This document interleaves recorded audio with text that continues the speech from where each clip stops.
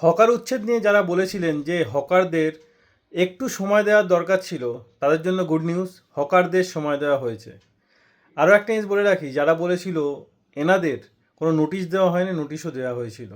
ঠিক আছে, হকারদের সময় দেওয়া হয়েছে এবং বলা হয়েছে যে 3 মাস সময়, কিন্তু স্টেশনের ওপরে তারা রান্না করতে পারবেন না।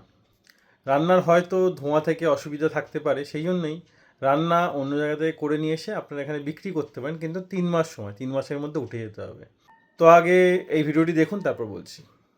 এই হচ্ছে গিয়ে আমাদের দোকান, যেটা গড়িয়া স্টেশনের উপরে রয়েছে। এটা তো গতকাল ভেঙে দেওয়ার কথা ছিল, কিন্তু দোকান হচ্ছে গিয়ে বলেছে আপাতত ভাঙা হচ্ছে না, 3 মাস সময় দিয়েছে।